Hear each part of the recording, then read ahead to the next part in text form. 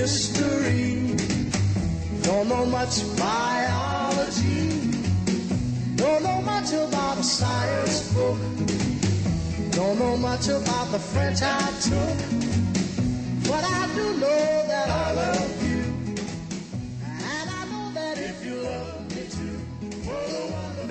Ja nisam rekao da znam. Ja sam rekao i kažem opet neka istraže to istražne institucije. Nije li vama čudno da u ovoj zemlji se ne može obaviti istraga u takvom slučaju gdje je praktički sve van izašlo? A zašto vi ne pozovete glavnog državnog odvjetnika u emisiju pa njega to pitati? Pa mogu pitati vas, budući ste vi počesto davali naloge policiji kada su se događala. Šta problem je po mojim informacijama u policiji? Da neće... Po mojim nije. Vi mislite da je policija odradila savršeno posao? Ne, ja ne mislim ništa, ja tražim da mjerodavne institucije odrade posao, a u te mjerodavne institucije spada i državno odvjetništvo koje je po hrvatskom ustavu nezavisno.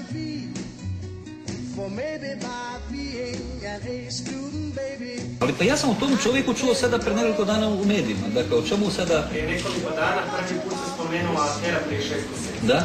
I niste 6 mjeseci gospodina Brankovića upitali tko je taj čovjek. Ali zašto? Kojim povodom?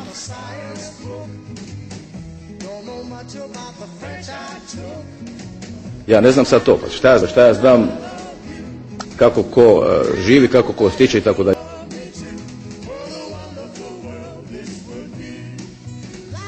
Ne znam, to trebate pitati njega. Čujte šta, ne znam.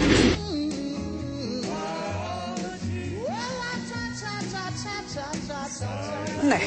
Nije vam niko rekao, Jadranka, događa se to i to?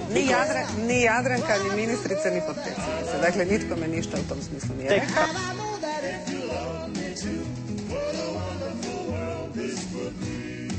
Ovog trenutka ja sam vaš poreski obveznik koji vas plaća i kaže da ste mi izdali nalog, kao i more drugih naloga. Ja vam na tome stojim, bez obzira na držanje ručice po kolenu. Ne držite mojim ručicama, nemojte biti tako. Zašto smo mi plaćali onda gospođu za koju tvrdite da je nesposobna godinu dana? Pa to ja sam priznala da je to greška. Mislite da ćete snositi političke konsekvence u javnosti? Zgubiti imidž? Zbog čega?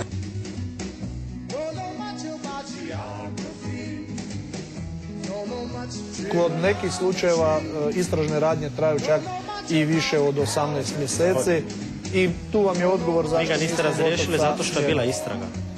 Pa to se i tako može reći. Onda ste znali nešto, da se radi istrage protiv njega? Pa ne moramo svi sve znati. Dakle, ja osobno nisam znao da se vodi bilo kakva istraga, nisam bio upoznat s tom istragom i još jedanput ću reći, drago mi je da nisam i bilo bi pogrešno da jesam. Je malo zbunjujuće. Nije smijenjen zbog toga što se radila istraga, a niste ništa znali.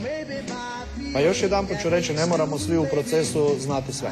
Istraga je bila u tijeku, nije...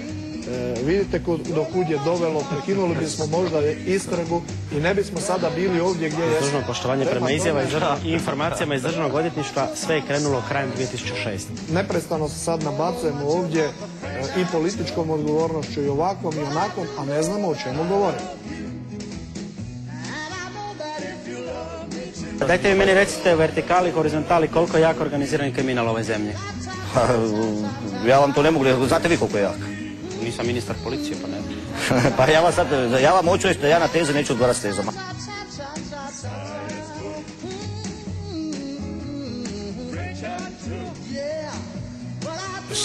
Sranje...